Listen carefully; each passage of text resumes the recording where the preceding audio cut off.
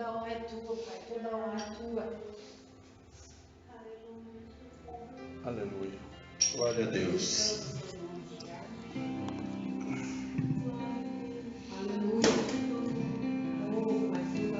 Louvado seja o teu nome, Senhor. O nosso Deus, Ele tem o refrigério, Ele tem a palavra, Ele tem aquilo que nós ansiamos e precisamos na sua presença.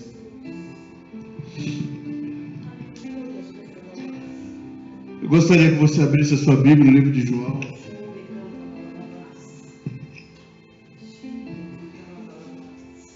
Embora a gente vai meditar em vários textos, mas eu quero ler o início desse texto, que é para exemplificar e falar sobre aquilo que Deus colocou no meu coração para falar. Amém? João 8. Já preguei várias vezes esta palavra, mas hoje eu quero falar de justiça, né? Daquilo que nós julgamos como certo, daquilo que nós julgamos como errado, de como Deus vê as coisas, né?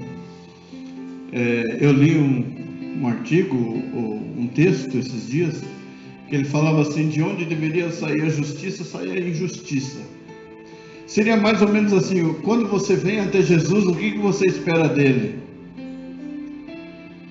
Não é? Você espera esse carinho, esse abraço, esse chamego que a gente recebe. É como, na verdade, é como se Deus estivesse abraçando a gente, né? Mas é isso que a gente espera, essa é a expectativa que a gente cria. E o assunto que veio antes da gente começar o culto é mais ou menos isso, dentro daquilo que Deus ministrou no meu coração. É aquilo que você espera de uma fonte. Jesus, ele foi até a figueira esperando ter figo, e quando chegou lá não havia nada.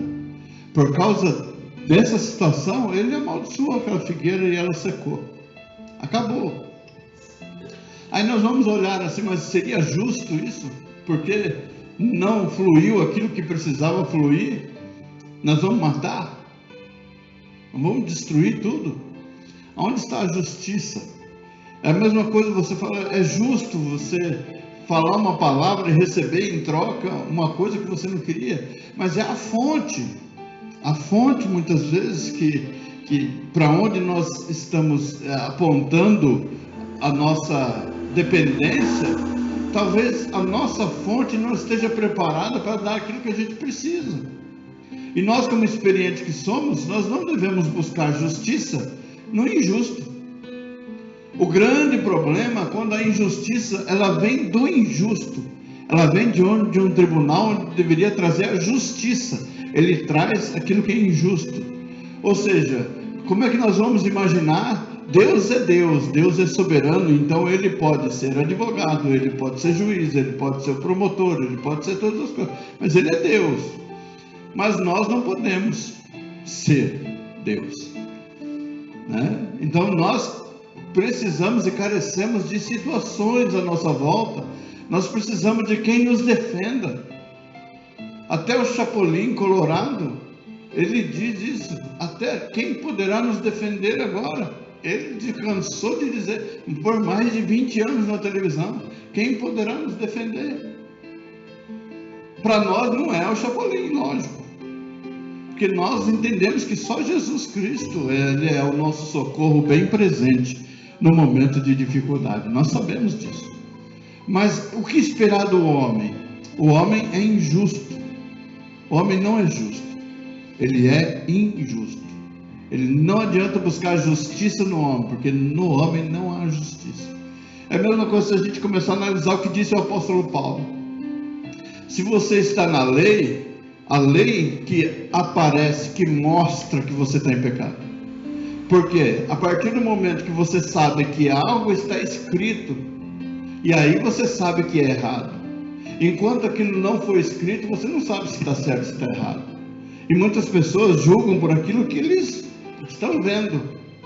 Eles não sabem do fato em si. E esta mulher, eu coloquei 4 situações aqui sobre o julgamento. Por que Jesus foi julgado, condenado e morto. Que foi que cada um buscou para levá-lo a esse ponto, levá-lo à morte? Por que essa justiça não fez justiça? Por que o julgamento foi de madrugada? Mas nenhum tribunal no mundo fez julgamento de madrugada. Ninguém, por exemplo, as batidas da Polícia Federal, que eles fazem, é tudo a partir das 6 horas da manhã. Existe uma lei para isso. Mas não, Jesus ele foi pego às 8 horas da noite. Foi levado, preso, depois do jantar, depois da ceia. Lá no jardim de Getsemane, enquanto ele orava. E aí vamos buscar assim, qual seria o sentido de alguém ser preso porque está orando? Você já parou para analisar dessa forma? Por que ser preso porque está orando? Ele ainda volta para os seus discípulos: vocês não podem ficar comigo, porque estava sentindo a agonia da morte, o desespero e também o desprezo. Então ele estava sentindo tudo isso. Dentro disso eu quero colocar uma situação aqui que eu vi de madrugada, não sei se foi às 3:30 da manhã ou se foi às 5 horas da manhã, mas o Jefferson ele postou um negócio no Face agradecendo a todo mundo. E eu li, inclusive colocou nós dois.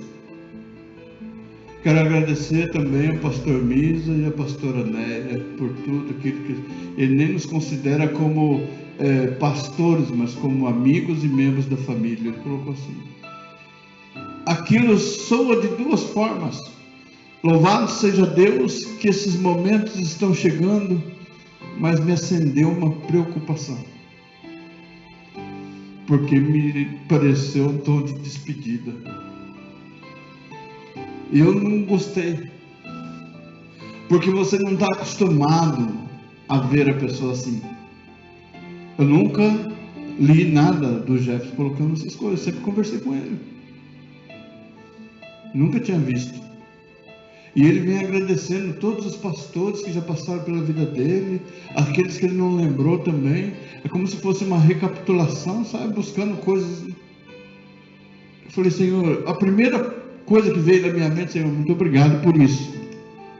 Porém, acende para mim uma luz de preocupação, para a gente estar orando por eles, estar intercedendo pela vida deles, buscando a Deus. Deus me deu um sonho há meses atrás, eu não vou contar o sonho, mas lendo isso, fiquei preocupado. Então que nós nos coloquemos em oração. Peço a oração pelo Jefferson, pela Sheila, pela Manu, como que é o nome da nenê? Heloísa, né? Que Deus abençoe a vida desse casal lá onde eles estão, porque eles estão num território alheio, onde eles não conhecem ninguém, mas eles conhecem a Deus, e isso é importante e é primordial. Amém? Dentro disso, voltando para a palavra, eles pegaram Jesus, que ele estava orando. Aí você pega assim, nos dias de hoje você condena alguém porque está orando? Mas nós estamos próximos disso. Já tem pastores sendo condenados por aquilo que falaram. O pastor já não está podendo falar. Por exemplo, o André Valadão, ele falou alguma coisa dentro da igreja, e pegaram o que ele falou dentro da igreja e colocaram para fora, para que ele fosse exposto e condenado por todo mundo por aquilo que ele falou. Mas aí eu te pergunto, por onde vem o respeito? Você me respeita e eu te respeito. Para que você tenha um respeito, você precisa respeitar. É a mesma coisa. Você está com dor hoje, então eu tenho que respeitar a sua dor, para que o dia que eu estiver com dor, você também vai aprender. Você aprendeu a respeitar a dor dos outros. Então é isso que nós estamos vendo. A injustiça está pairando. E por onde que ela começa? Ela começa de várias maneiras. Ela pode começar dentro da família. Então você imagina só, as pessoas, Jesus, ele estava o tempo todo caminhando no meio do povo, e as autoridades buscando a oportunidade para fazer o que eles fizeram no final. Ou seja, o crente hoje, ele vive dessa forma. O apóstolo Paulo, no livro de Romanos, ele diz: nós somos entregues ao matadouro todos os dias. Todo o dia, não é todos os dias. Um dia seremos todos como ovelhas, levados para o matadouro para serem o quê? Mortos. Então as pessoas buscam argumentos. Esta mulher, ela foi pega no ato do adultério. O que significa ser pego no ato do adultério?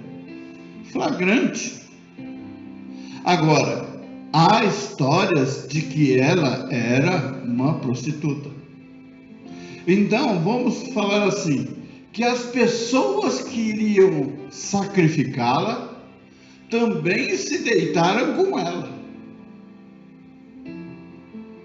Só que ela foi levada para que Jesus a julgasse. Ou seja, dependia dele, porque eles já estavam todos prontos com a pedra na mão para atirar nela. Só que ela foi levada até Jesus. Consciente ou inconscientemente, aquelas pessoas fizeram um bem maior para ela. Porque se levasse ela para o sinédrio, se tivesse levado ela para o juiz a condenaria por causa da lei. A lei disse, porque foi isso que eles indagaram a Jesus. E quando ela é lançada aos pés de Jesus, eu gosto muito do filme Paixão de Cristo, porque ele faz um risco no chão. E esse risco significa a fronteira entre o homem e Deus. A partir do momento que você corre para Jesus, você está do lado dele, o que é o inimigo já não pode mais tocar em você. Louvado seja Deus. Eu vou falar uma coisa aqui. Uma vez eu chamei um genro de corno. E ele ficou enfurecido porque eu chamei ele de corno. Mas é que eu tinha lido no dicionário o significado do corno. Então eu achei interessante, porque ele ficou nervoso, revoltado. Eu falei: não, querido. Por que você está nervoso? Porque você está me chamando de corno. Corno significa chifrudo, isso e aquilo. Não. Não é isso que significa. Isso significa para o mundo. Biblicamente falando, é chifre. Aí ele falou: então, está vendo? Mas é chifre. Mas não é isso que você está pensando. No altar do sacrifício tinha 4 pontas. E essas pontas eram como se fosse um chifre. E todo aquele que tivesse em perigo, ele poderia correr. Por exemplo, ele estava sentenciado à morte, como esta mulher. Ele poderia correr e segurar numa dessas pontas. Porque se ele segurasse numa dessas pontas, ele não poderia ser tocado. Então isso daqui para ele era o refúgio. Isso é o que diz a lei de Moisés. Se ele tivesse a oportunidade de entrar e tocasse nesse canto, ele não poderia mais ser tocado. A Bíblia fala assim que, como é que fala? Oh meu Deus, Hebrom era uma cidade refúgio. E Deus estabeleceu uma cidade refúgio. Para quê? Para que todo aquele que se sentisse injustiçado, ele fosse para essa cidade de refúgio até que sua causa fosse julgada. Mas por que ele criou a cidade de refúgio? Por causa da lei de Moisés, que se deveria apedrejar. Então, para que não houvesse injustiça, existia a cidade de refúgio. Por isso o salmista, ele diz no Salmo 46, que o Senhor é o nosso refúgio. Ele é o nosso socorro bem presente no momento da aflição e da dificuldade. Ele é o nosso refúgio. Ele é a nossa fortaleza. Ele é o nosso socorro bem presente neste momento. Então, quando ela é trazida para Jesus, para aqueles homens, eles não acreditavam que Jesus fosse Deus. Inconscientemente, eles levaram ela até o socorro. Ao invés de condená-la, eles levaram ela a quem poderia livrá-la. Mas o que foi que eles arrumaram como argumento? Nós a pegamos no ato do adultério, no flagrante. Então eles criaram uma narrativa, eles criaram uma história para poder condenar aquela mulher e com isso pegar Jesus na lei. porque tudo era uma situação para estar pegando. Nós queremos pegar na sua palavra. Quando nós analisamos a vida de Daniel, que também foi sentenciado à morte, a gente observa que os homens, os governadores e prefeitos que armaram a cilada para ele, eles sabiam que ele buscava a Deus 3 vezes ao dia. 3 vezes ao dia ele se colocava diante do Senhor para orar. Então eles buscavam uma forma de prender Daniel, de condená-lo à morte. Eles buscavam. E eles disseram assim: nós não encontramos nenhuma circunstância da sua vida pessoal, mas nós podemos criar uma. Ninguém mais no reino pode buscar outro Deus, outra solução, senão ao rei. Então nós vamos fazer assim, ele é amiguinho do rei. Então nós vamos conversar com o rei, para que para que o rei faça uma lei aonde ninguém mais pode interceder ou buscar solução em outras pessoas, em outros deuses, senão no rei. Mas só que eles não contaram para o rei qual era a trama deles, o que eles desejavam fazer no seu coração, porque o intuito deles criarem a lei era para pegar Daniel. Mas como o rei era amigo de Daniel, nós não vamos contar nada para ele, porque se a gente contar para ele, ele vai lembrar, ele não vai querer fazer. Mas se a gente não contar nada, o que vai acontecer? Ele vai lá, endossa o que a gente está falando, aí depois nós viemos e apresentamos a denúncia para o rei contra Daniel. Mas ele sabia o que Daniel fazia. Então, se a gente for analisar a maneira como as pessoas agem, não sei se você está entendendo o que eu estou querendo dizer, que se nós buscamos a justiça, como que nós vamos buscar a justiça no injusto? Como que nós vamos matar a nossa sede, uma fonte de água amarga? Como que nós vamos conviver se as pessoas que estão à nossa volta, elas estão buscando oportunidade para nos prejudicar? Como que nós vamos conseguir, como que nós vamos pedir ajuda? É a mesma coisa, como que você vai pedir ajuda para aquele que sempre te critica? Como que você vai abrir o seu coração para quem é mal com você? É a mesma coisa, a Lídia estava assistindo uma série lá e eu vi a execução de um homem. Como que aquele homem que foi executado foi cortado a cabeça, porque é no século XV. Foi deitado lá e cortaram a cabeça do homem.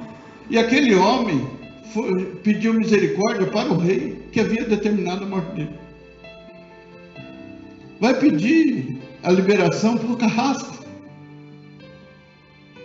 Então como que nós vamos buscar a solução em quem é mal com a gente? Não há possibilidade. Se essa pessoa, e o que é pior, a gente quando tem necessidade, a gente fala para as pessoas e a gente espera que as pessoas nos ajudem, só que essas pessoas não ajudam e ainda está contando para todo mundo o que você foi fazer lá. Então elas ficam buscando oportunidades. É a mesma coisa, eu vi esses dias, nessa série mesmo, o rei, ele é alimentado pelo padre ou pelo bispo, e tudo que o rei precisa determinar tem que passar pelo bispo. Aí eu olhei assim, eu falei, a figura do Ziba. Tudo que Mefibosete que era para ele, tinha que passar por Ziba. Ou seja, o alimento que deveria chegar nele não ia chegar nunca. Sabe quando a cesta básica deveria chegar na sua casa, só que ela passa primeiro numa outra casa? Se passar naquela casa, nunca vai chegar na sua. Não sei se você já viveu isso, porque nós já vivemos isso. Todas as coisas, todo o bem que tivesse que vir para minha casa, por exemplo, se tivesse que passar nessa casa, não chegava. Se chegava, chegava só o resto. Porque ficava tudo lá, represando. Existem pessoas que ficam represando aquilo que é seu por direito. Imagina só, quem já viu uma represa, quem já viu essas hidrelétricas, que fica ali só represando aquela quantidade de água para produzir energia, e de tempos em tempos eles abrem as comportas e desce água, que é uma abundância, que é uma maravilha, mas depois ele vai lá e fecha a comporta de novo. Vamos colocar assim, Deus tem uma usina de água para derramar de bênçãos sobre as nossas vidas, mas às vezes essas bênçãos, ou elas estão na barragem, alguma coisa está represando, ou até mesmo alguém que está ali colocando impedimentos, barricadas, alguma forma que alguém está colocando ali, alguém colocou a mão, e tem pessoas que quando ela coloca a mão, ela traz a destruição naquilo que é seu, e aí ela impede que a sua bênção chegue. Então nós precisamos de uma ligação direta com Deus, ligação direta com o Pai, com o Filho e com o Espírito Santo. Mesmo que as pessoas olhem para nós e digam assim: você é de uma igrejinha, de uma igreja pequena, mesmo que as pessoas digam: você é pastor nada, mesmo que... olha, eu creio em Deus, antes de qualquer coisa, eu aceitei a Jesus Cristo como meu único e suficiente Salvador, Ele é meu Deus, e eu preciso criar essa ligação direta com Ele, essa intimidade, eu preciso chamar a atenção dEle para a minha vida. Louvado seja Deus. Nós precisamos fazer isso. Observa a vida de uma criança, quando ela está com dor, o que ela faz? Ela não sabe falar, ela chora, e chorando, ela chama a atenção dos pais, até descobrir o que é que a criança tem. Como a Bruna hoje, ela está bem sensível. Se eu não tenho palavra de Jesus, então eu vou chorar, vou chamar a sua atenção, vamos chamar a atenção dele. Senhor, olha para nós, o que esses homens fizeram, embora eles queriam a morte dela só não, eles queriam pegar Jesus no erro, porque ele não veio cumprir a lei, mas eles trouxeram ela até Jesus. Trazendo ela até Jesus, Jesus faz aquela linha: olha, existe agora uma barreira, aonde vocês lançaram ela, agora ela é minha, não é mais sua. Agora o inimigo não pode mais tocar na sua casa. Agora tudo que você tem pertence ao Deus Todo-Poderoso. Existe lá na sua casa o sangue do Cordeiro nos umbrais da porta. Para quê? Para que o inimigo passe, e quando ele olhar, ele saiba: aqui é a casa de um servo do Deus Todo-Poderoso. Todo mundo precisa observar isso. Olha, não toca que é servo de Deus, não toca que é serva de Deus, não faça isso porque é do Senhor Jesus Cristo, não trama porque vai cair por terra, porque é o mesmo Deus que livrou Daniel, só que Deus não livrou Daniel de ser lançado dentro da cova dos leões. Deus permitiu que Daniel fosse até lá dentro, Deus permitiu ficar com feras lá dentro, passar a noite toda lá dentro, mas o leão não o tocou. Louvado seja Deus. Não tocou por quê? Porque ele tinha a marca da promessa, ele era marcado pelo Senhor, servo do Deus vivo. Repete comigo: contra a tua tenda, ó Israel, não vale encantamento. Contra a tua casa, meu irmão, não vale encantamento. Não adianta o inimigo trabalhar, ele vai ser derrotado e o nome do Senhor será glorificado. Aleluia. Louvado seja Deus. E Jesus criou essa defesa para ela: eu sou o seu advogado, eu vou julgar a sua causa. E eles disseram para ele: o que está escrito na lei de Moisés? Porque foi escrito. Eles queriam dizer: se foi escrito é para ser cumprido. É lei, diz a lei, que a mulher que é pega em adultério deveria ser apedrejada. É o que está escrito na lei. Mas só que Jesus, ele é o advogado. E o que foi que ele disse? Aquele que não tiver pecado, seja o primeiro a tirar a pedra. Se você não tem erro, então atira a primeira pedra. Só que ele coloca, não no caso de será que você não se deitou com ela? Será que você não fez a mesma coisa com ela? Não, ele foi no X da questão. Aquele que não tem pecado. A própria palavra de Deus diz que aquele que diz que não tem pecado já comete pecado de dizer que não tem pecado. Então aquele que se julga santo, ele já está errado, porque está dizendo que ele é perfeito. E não há perfeição humana. Perfeição nós só encontramos em Jesus. E quando ele diz: aquele que não tem pecado seja o primeiro a tirar a pedra, todos eles jogam a pedra e vão embora. Aquela mulher chegou sentenciada à morte, e ela sai livre com uma nova oportunidade de vida. É o que nós passamos quando chegamos para Cristo. Todos nós tivemos essa nova segunda chance. Tem um louvor que diz assim: uma chance igual a essa você nunca mais vai ter. Então a dor e a aflição e as palavras e aquilo que a gente ouve, as situações que a gente vive, é o inimigo usando de uma maneira para quê? Porque você está no caminho certo e ele precisa fazer você se desviar dele a todo custo. Por quê? Você precisa: vou largar a mão de tudo, estou cansado disso, estou cansado daquilo. É isso que ele quer que você faça. O cansaço físico, o cansaço mental, ele traz para nós algumas coisas, algumas consequências. Ele pode trazer danos para o corpo, ele pode trazer danos psicológicos, danos para o coração, subir a pressão. E começa a ficar tudo descontrolado. Por quê? Porque é essa a intenção do inimigo, fazer você perder o controle. E você tem o controle.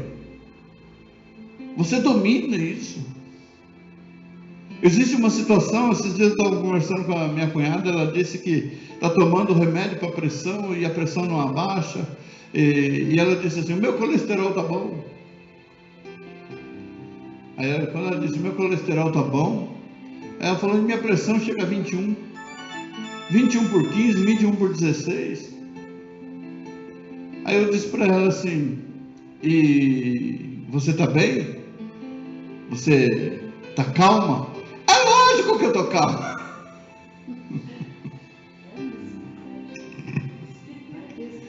Ela virou para minha irmã e falou: eu não estou calma. Falei: só que o problema da pressão, quando ela está aqui, ela é mais difícil, porque é no pensamento. Você precisa aprender a dominar o pensamento. Como é que você vai ter o controle disso? Por isso a Bíblia fala sobre domínio próprio, fruto do Espírito. Você consegue controlar. Você controlando sua emoção, a sua pressão vai abaixar, a sua adrenalina. Se ficamos agitados, a nossa adrenalina sobe. E se a nossa pressão sobe por causa da adrenalina, aí está o perigo. Então o inimigo ele vai ficar tentando, espetando a gente por todos os lados, para ficar nos provando e nos experimentando o tempo todo, porque ele tem um objetivo final. E qual era o objetivo final dele? Condenar a Jesus.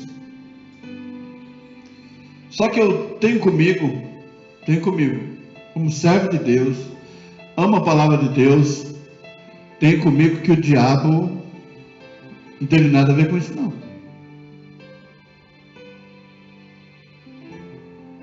Alguém vai dizer assim: nossa pastor, agora você exagerou. O diabo não teve nada a ver com isso. Porque o que representa o diabo, nós vamos dizer assim, existe todo significado, tudo na Bíblia tem um significado. Mas quando você vê Pilatos pedindo: traz a bacia com água e um pano, e eles trazem, e ele lava as mãos, ali tem dois significados. O significado é como: eu não vejo defeito nesse homem, aprovando ele para o sacrifício. E o outro significa assim, como autoridade do mundo na época, como autoridade de um principado, eu não concordo com isso. A decisão é de vocês. E ele, representando um principado, representando o inimigo, ele diz: eu não vou fazer isso, mas eu vou incentivar todo mundo a fazer.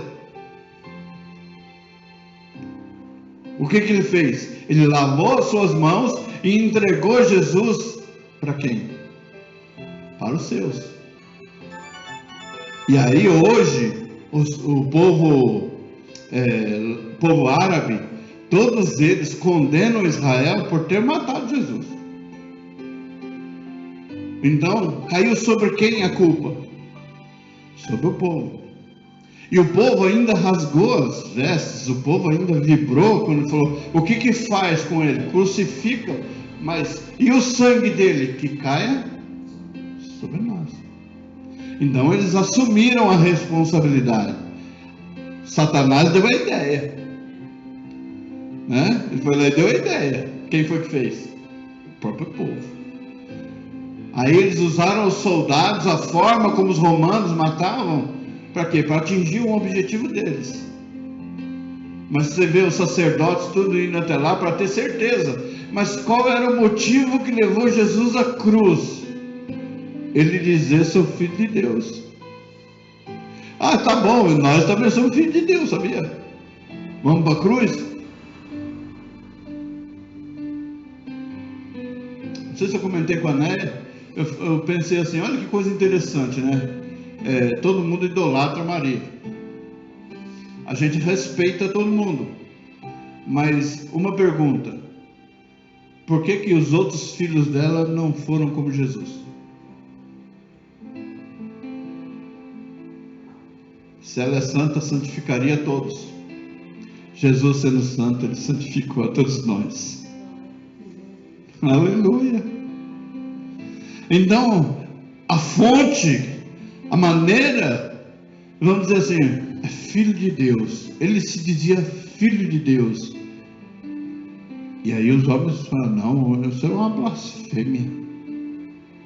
A Bruna estava falando sobre a criança, sobre essa situação. Aí a gente busca quem são, parece com quem são os culpados. É o pai, é a mãe. A mãe sempre joga para o pai. A culpa é sempre do pai.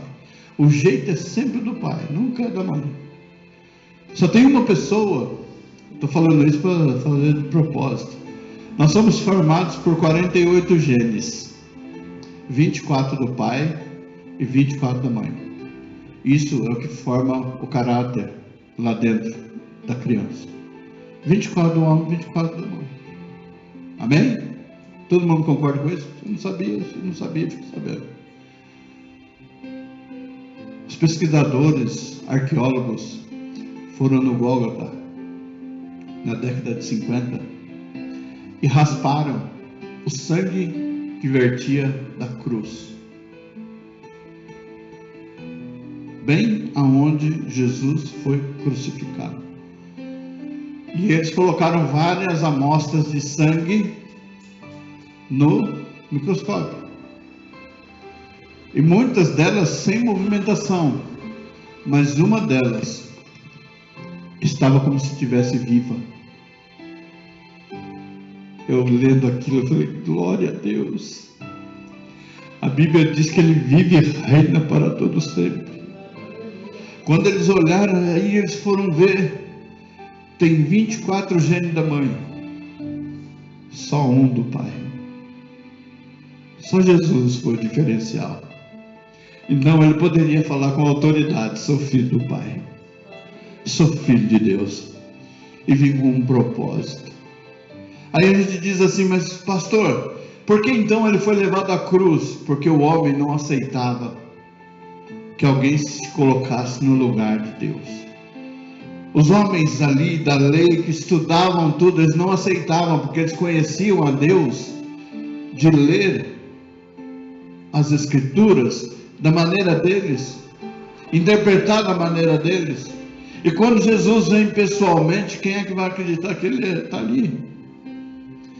O apóstolo mesmo aqui em João, ele diz: no princípio ele era o verbo. O verbo estava com Deus, o verbo era Deus. E esse verbo se transformou numa pessoa. E agora ele habita e anda entre nós. Louvado seja Deus por isso. Aí, como alguém diz assim: como é que uma palavra pode se transformar numa pessoa? Essa pessoa veio pessoalmente trazer para nós aquilo que ele desejava para nossas vidas. Ele veio pessoalmente para trazer a salvação para nós. O profeta Isaías, ele diz: verdadeiramente ele tomou sobre si as nossas dores, as nossas aflições, as nossas enfermidades. O castigo que estava destinado para nós, ele colocou sobre os seus ombros e transformou isso em paz, em tranquilidade para as nossas vidas. Mas ele mudou, mas ele veio caminhando. Na sua caminhada, ele foi carregando sobre ele todo o nosso peso, todo o nosso fardo, para quando chegasse naquela cruz do Calvário, ele entregasse a sua vida ali, morresse por nós e transmitisse sobre nós a salvação. Está consumado, assim seja, Pai, nas tuas mãos eu entrego o meu espírito, e agora o que o Senhor planejou para a tua humanidade está feito. A salvação está proclamada. Louvado seja Deus por isso. A salvação foi proclamada para quem? Para mim, para você e para todos aqueles que se aproximarem de Cristo. Porque se analisarmos a forma como Jesus foi pego, foi julgado, foi condenado e foi morto, não seria justo. Por que Deus livrou José da prisão? Por que Deus livrou Daniel da morte da cova dos leões? Por que Deus livrou essa mulher de ser presa e não livrou o seu próprio filho? João 3,16, porque Deus amou o mundo de tal maneira que deu o seu único filho. Amém? Ele entregou para ser morto em nosso lugar, para trazer a bênção sobre nós, que é a salvação. Para hoje nós entrarmos por essas portas e proclamarmos este evangelho. Não importa a situação, ela pode estar nessa circunstância de parecer próximo à morte, mas não é a morte. Louvado seja Deus, porque na hora certa Deus entra com a providência. Amém? Deus entra com socorro, Ele é o socorro. Eu devo crer nisso. Nós estamos num momento no Brasil, na humanidade, de trazer um descrédito àquilo que está escrito aqui. E nós precisamos tomar muito cuidado com isso, porque senão a gente acaba acreditando. Porque as pessoas querem dizer assim que, como diz o presidente, né? A Bíblia é ultrapassada. Ultrapassada. Essa foi a palavra que ele usou. Ultrapassada. Não se deve levar em consideração o que nela está escrito. Pensa no homem. Só que na hora que ele teve câncer na garganta, ele pediu para chamar o apóstolo Valdemiro para estar orando por ele. Ué, você não crê no Deus da Bíblia, por que você está pedindo oração? Eu acharia justo, por isso que eu não sou juiz, por isso que Deus é Deus. Eu acharia justo que a pessoa, quando fala tudo essas besteiras, quando chegasse na hora que ela precisar, ela invocasse o Deus que ela serve. Mas Deus não faz isso. Ele faz o quê? Vinde a mim todos vós que estáis cansados e sobrecarregados, e eu vos aliviarei. Eu ainda tomo aquele peso que é seu e coloco o meu sobre você. O meu é mais leve do que o seu. Olha que coisa interessante. É como um artista aí no meio da pandemia, estava internado lá, aí todos os artistas que criticam Deus abertamente, são ateus de carteirinha. Ateus não, né? À toa, porque o ateu lê a Bíblia. À toa é que fica só jogando conversa fora. Tem um monte de gente, olha, vamos fazer orações e rezas e isso e aquilo. E a própria pessoa que estava lá internada, ela falava absurdos da palavra de Deus e de Deus.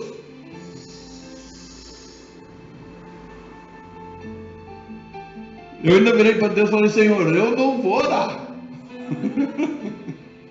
Eu me recuso a orar para o Senhor. Mas eu fiz uma intercessão básica. Mas Jesus, na tua ira, lembra-te da tua misericórdia. Porque olha o que o Senhor fez comigo para eu chegar. Então, se o Senhor fez isso comigo, não seria justo o outro vir de graça. Tem que passar um processo. Não é verdade? Tem que passar pela aflição, porque para mim chegar, o Senhor foi tão enérgico comigo, e agora para os outros vai ser facinho assim. Então eu falei, não, Senhor, eu só vou assim, na tua ira, Senhor, lembra-te da tua misericórdia. A oração do salmista, está na Bíblia, está na Bíblia, Jesus, amém? Aí nós observamos tudo que está à nossa volta, E aí nós viemos para a casa do Senhor. Por que nós viemos na casa do Senhor? Você sabe por que você veio na igreja? Qual o sentido de você vir na igreja? Esse é o sentido. A partir do momento que você vem por vir, eu nunca fui para a igreja dessa forma. Vou por ir. Desde quando eu nasci para Jesus, fui ali, no fogo, na fornalha, na luta, vai lá fazer, vai lá buscar, vai lá fazer isso, faz aquilo. Então eu nunca tive essa oportunidade de ficar, não, eu vou lá na igreja, mas eu vou lá para conversar, como se fosse um point. Eu sempre vi a igreja como um lugar de adoração, sempre vi dessa forma, um lugar onde eu quero sempre estar, sabe? Alegrei-me quando me disseram vamos à casa do Senhor. É literal isso na minha vida, no meu coração. Eu gosto disso, eu gosto de sentir a presença de Deus, gosto de ver Deus agindo, sabe? Quando a gente vê alguém chorando assim, é o barro que está amolecendo para o oleiro poder trabalhar, é mais gostoso. Se isso não acontece, a gente fala assim, nós estamos muito duro demais. Aí o que acontece quando o barro está duro? O que ele faz? Ele começa a quebrar, e a forma como ele quebra, para facilitar mais a água para entrar com mais facilidade em todas as partes. E depois ele junta tudo, amassa tudo. Começa a observar aquilo que está ruim. Nossa, essa pedrinha aqui, agora eu entendi por que você está desse jeito. Vai lá e tira. Aí depois ele começa a mexer de novo e encontra mais pedrinha. Nossa, você está cheio de pedra. Até ficar o barrinho purinho. Depois que está ali purinho, ele começa a fazer tudo de novo. Aí ele leva para ser moldado.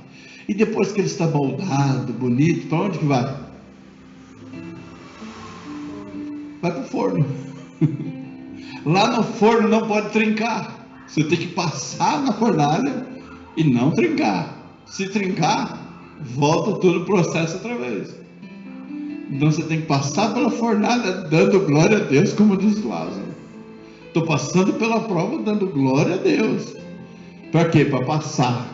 Para fazer como Sadraque, Mesaque e Abednego. Fomos lançados sim na fornalha aquecida 7 vezes mais. Mas o quarto homem da fornalha, ele está presente. Ele está comigo no meio da fornalha. Então eu só vou adorar a Ele na beleza da sua santidade. Amém? A justiça está em Deus. Porque a maneira como as pessoas praticam a justiça não é justiça. De onde deveria sair a justiça, sai a injustiça. Aí no país nós estamos vivendo isso. Se o juiz se corrompeu, a quem nós buscamos?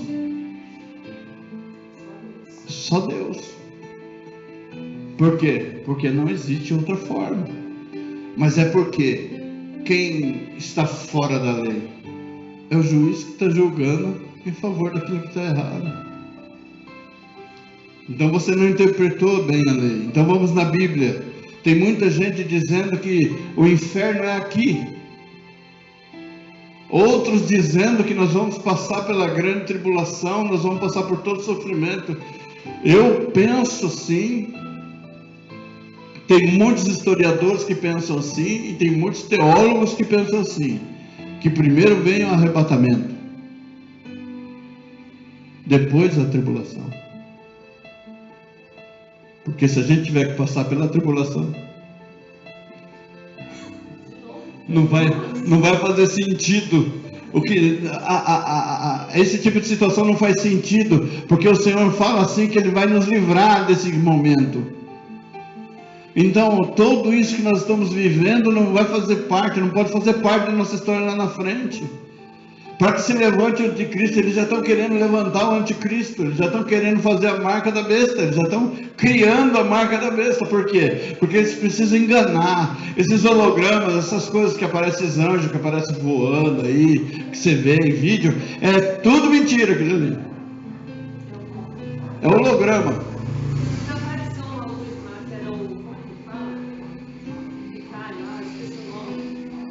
Comenta?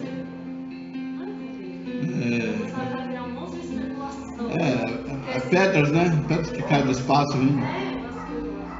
Não é cometa. Cometa, se cair aqui, explode tudo, a terra acaba com tudo. Como é que fala, meu Deus do céu? Então, são sinais. Não, vamos ver verdadeiramente. Vamos ler a Bíblia. Quando alguém fala isso, fala: olha, eu não vou ficar para a tribulação, não. E quando alguém fala assim: o inferno é aqui, eu falo: nada disso. Não acredito, não. Porque as crianças serão arrebatadas. As crianças serão arrebatadas. Entendeu? Se as crianças serão arrebatadas, faz sentido elas passarem pela tribulação? Jesus disse que de tais é o reino dos céus. E aí, como é que faz? Então Jesus não falou a verdade? Está errado, né? Alguma coisa está errada. Então, vamos analisar friamente como são as coisas realmente. Então, quando a gente vem para a casa do Senhor, é para a gente acreditar e crer de que Ele é fiel, para nos abençoar em todos os aspectos. Ele é o Deus que cria caminho no meio da tempestade. Ele cria situações para a gente ser beneficiado, para a gente sair abençoado. Então o inimigo, ele vem para quê? Para roubar, matar e destruir. Jesus veio para te dar vida e vida com abundância. Amém? Vamos colocar em pé, em nome de Jesus.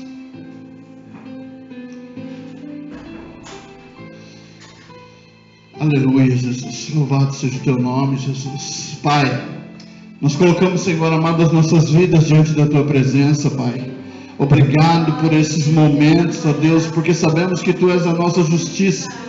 O Senhor é o Jeová Tzadikenu, o Deus de justiça, o Deus que opera maravilhas, que faz milagres acontecerem, o Deus, Pai amado, Criador dos céus e da terra, aquele que formou o homem do pó da terra, o Deus que deu ordem, Senhor amado, e todas as coisas foram criadas segundo a tua vontade, segundo o teu querer, Pai.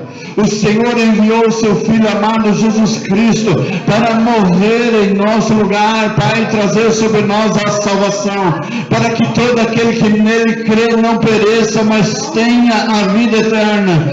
A vida eterna, a vida contigo, Pai. E todos aqueles que se aproximam de Ti, ó Pai amado, eles chegam num porto seguro, eles chegam, Senhor amado, num porto de segurança, eles estão, Senhor amado, abraçados e guardados por Ti. A tua palavra nos diz, ó Pai, que o Senhor dá ordem aos teus anjos a nosso respeito para nos guardarem em todos os nossos caminhos, ó Deus, e nós cremos desta forma, desta maneira, Pai, e abençoamos a tua igreja, Pai amado, segundo a tua palavra. Deus Todo-Poderoso, vem nos corações, venha nos nossos corações, ó Pai amado, trazendo sobre nós o refrigério, trazendo sobre nós a calma, trazendo sobre nós, Senhor amado, matando a nossa sede de justiça, a nossa sede, Senhor amado, de querer algo, Senhor amado, bem feito ao redor da nossa casa e dentro do nosso lar. Pai amado, tu és o Deus que nos auxilia a colocar ordem a todas as coisas. Pai amado, entra dentro da nossa família.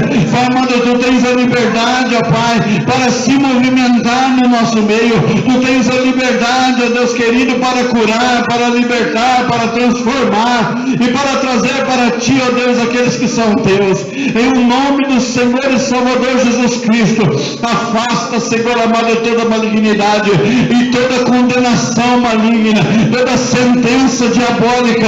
Nós quebramos agora, neste momento, em nome de Jesus Cristo, e abençoamos a vida da Tua igreja, abençoamos a cada família aqui representada, e que o Teu nome, Senhor amado, sobre este lugar e sobre essas famílias seja poderosamente glorificado.